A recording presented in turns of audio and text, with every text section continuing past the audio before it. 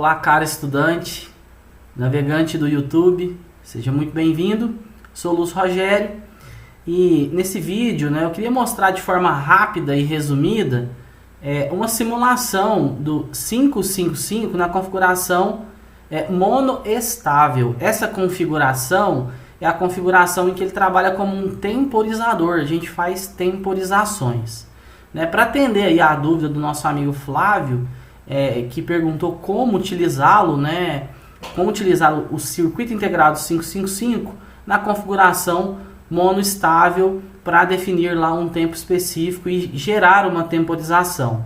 Em outro momento, nós já falamos sobre o 555, suas características básicas, seu princípio de funcionamento, e falamos que ele opera de três principais modos, monoestável na configuração como um temporizador.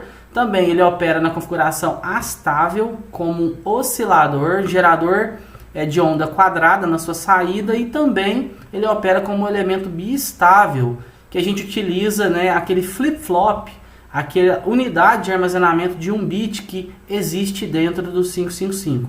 Lembrando que nós temos dois comparadores de tensão, uma malha com 3 resistores de valores iguais, gerando sinais de referências para esses dois comparadores. Temos um flip-flop e um circuito de saída, juntamente com um transistor de descarga do capacitor externo. O 555, ele nos oferece inúmeras possibilidades. Por isso que ele é muito comum, muito utilizado no mercado, no dia a dia aí de projetistas e estudantes, por ser barato, por ser de fácil acesso comercial e por ser fácil de ser utilizado. Além do que a gente consegue fazer muitas coisas com ele aí de forma fácil, usando poucos componentes externos.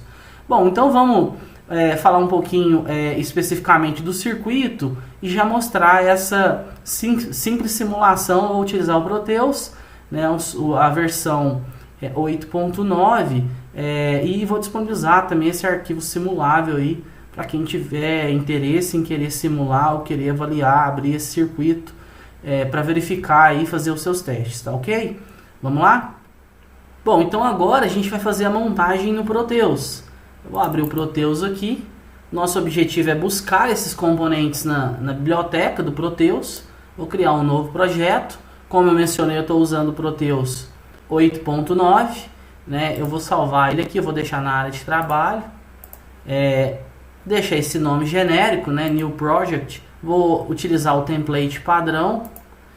Não vou trabalhar com layout, placa de circuito impresso. Também não vou ter código, não vou desenvolver programação.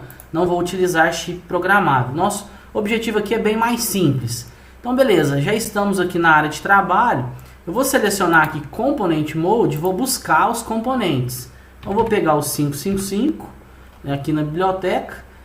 Aqui está ele, Timer Oscilador. Também vou pegar, a gente dá 2 cliques para carregar ele aqui para a biblioteca de equipamentos. Vou pegar um resistor, vou usar o resistor genérico, um resistor Generic Resistor Symbol. Vou pegar esse resistor genérico. Vou pegar um capacitor também, porque a nossa base de temporização é usando um resistor e um capacitor. Vou utilizar esse genérico não eletrolítico. Também vou pegar um botão, vou digitar aqui button com 2 T's para pegar um botão. Lembrando que nessa configuração eu preciso gerar um pulso para o 555 iniciar a sua temporização, levando a saída para nível lógico 1. E vou utilizar também um LED, um LED para visualizar o sinal de saída. Basicamente o LED acendendo, a gente sabe que o sinal de saída está em nível lógico 1. Vou pegar um LED verde aqui. Bom, agora fazendo a montagem, vou colocar o 555 aqui. Vou criar uma malha RC, que é minha malha externa, Sempre que a gente usa o 555, a gente precisa de uma malha externa. Então vou colocar aqui um resistor e um capacitor.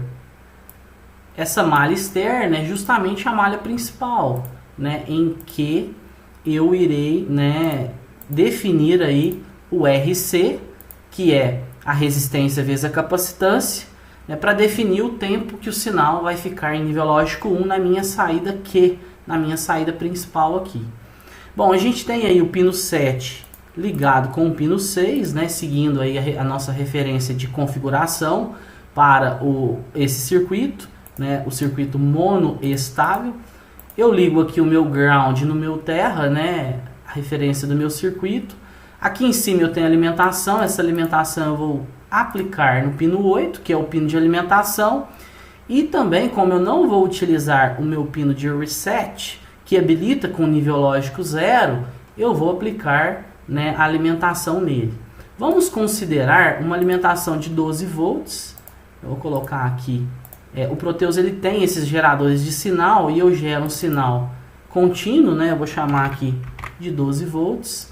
O nível de tensão é de 12 e é um sinal DC, né? Então, a gente consegue aí gerar sinais DC, né, utilizando essa ferramenta, esse generator aqui, né, onde a gente tem aí condição de gerar vários tipos de sinais, né, senoidal, sinal de pulso, sinal de áudio. A gente consegue fazer inúmeros artifícios aqui durante a simulação com tipos de sinais diferentes.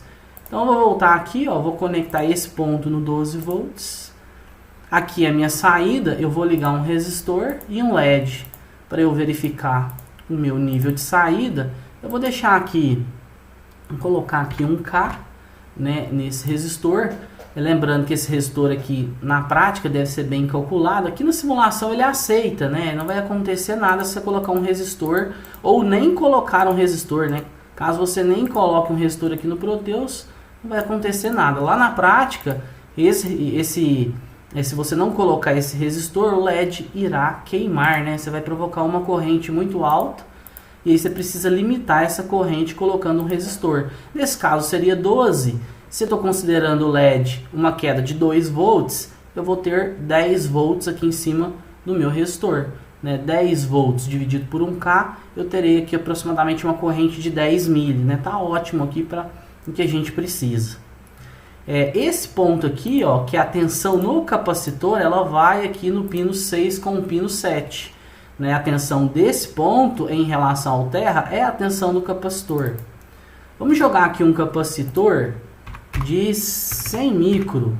Vou jogar um capacitor de 100 micro e aqui eu vou colocar um resistor de 100K.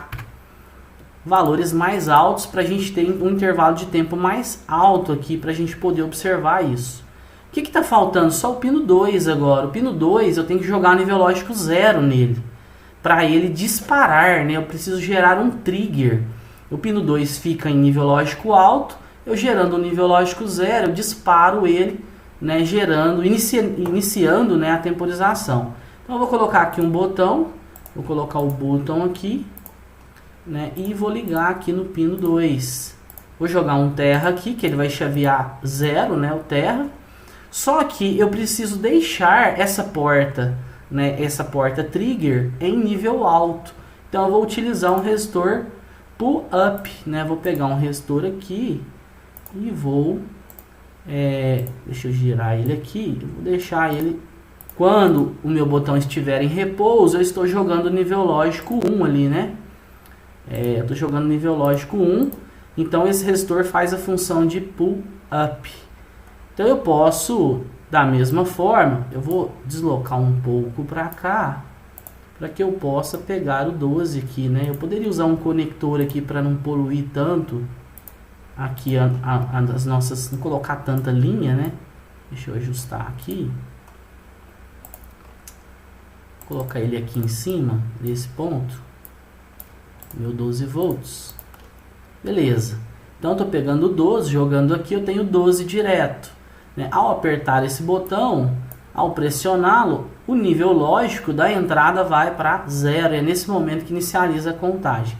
Na prática, a gente costuma colocar um capacitor aqui, né, de 10 nanofarad, um capacitor cerâmico ou poliéster, né, para tirar a possibilidade de trepidação ou ruído. Isso é mais comum na configuração astável do que na monoestável.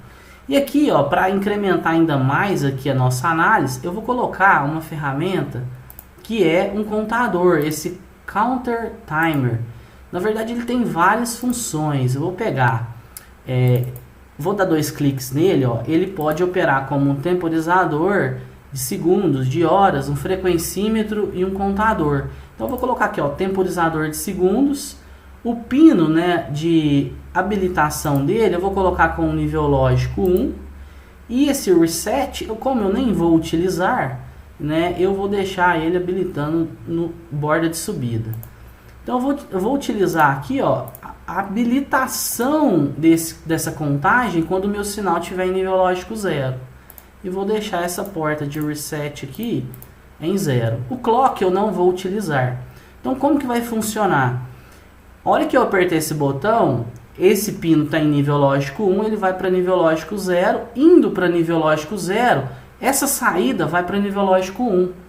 Né? A saída que estava em repouso, o capacitor descarregado completamente, a saída né, a saída do circuito integrado vai para nível lógico 1 e vai se manter em nível lógico 1 enquanto este capacitor estiver carregando de 0 até 2/3 da alimentação. O legal aqui é que se a gente alterar a alimentação, a gente não altera, né, a nossa temporização. Isso acontece também lá na configuração astável. Se eu alterar a alimentação, eu não altero, porque as minhas referências são 1/3 de VCC e 2/3 de VCC na configuração astável. Na monoestável, que é essa como temporizador, a gente está utilizando ele como temporizador, o capacitor vai de 0 até 2/3 de VCC. A gente pode colocar uma probe aqui, né, de tensão para poder visualizar aí esse valor melhor. Deixa eu girar ele aqui, ó, atenção nesse ponto em relação ao terra, para a gente poder visualizar isso de uma forma melhor.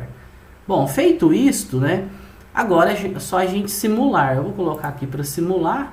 Veja, simulando, o capacitor está descarregado. Aqui na saída eu tenho 0, né, não tenho sinal. Essa porta está com nível lógico 1, a porta de disparo, e eu estou em repouso. Então, ao pressionar esse botão, a saída vai para nível lógico 1, a gente inicia a contagem, né? Eu joguei nível lógico 1, habilitei o meu contador, ele está contando, e ele vai ficar contando no intervalo de tempo até que esse capacitor alcance uma tensão de 2/3 de VCC.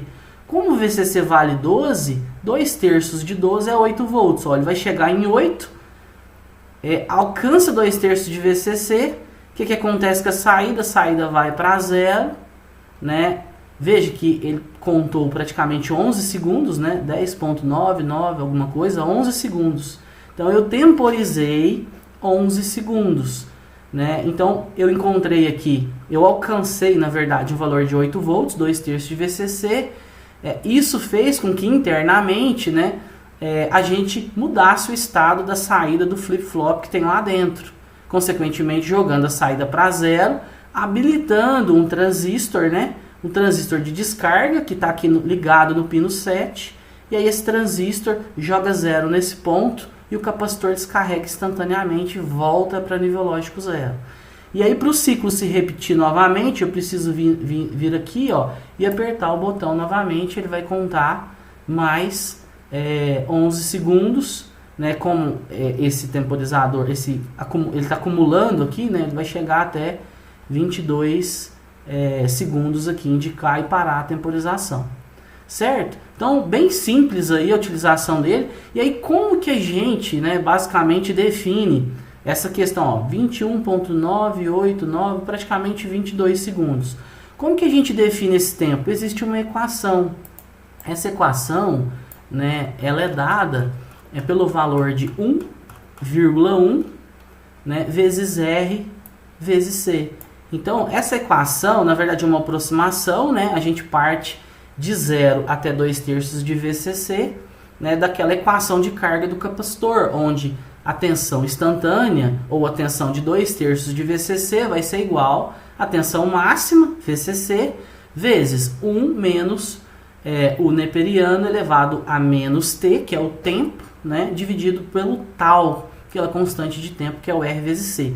Se nós trabalharmos essa fórmula, né, a gente vai chegar, né, nessa equação geral aqui que define o tempo em que o sinal de saída estará em nível lógico 1.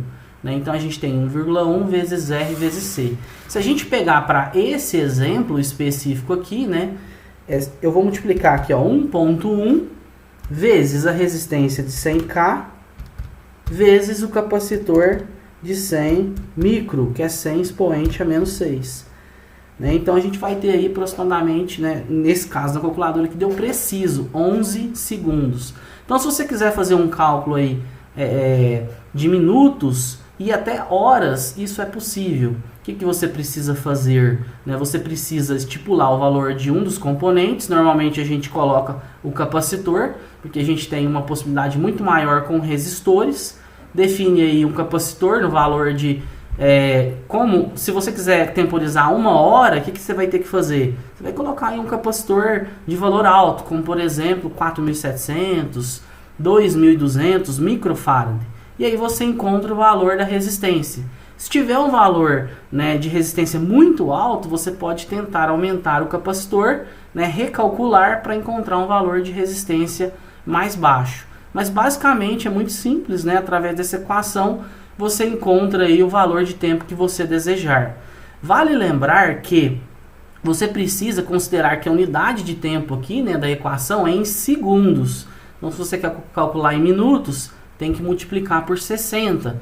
Se você quer calcular em horas, tem que multiplicar por 60 vezes 60, 3.600, né, para achar aí o tempo em segundos.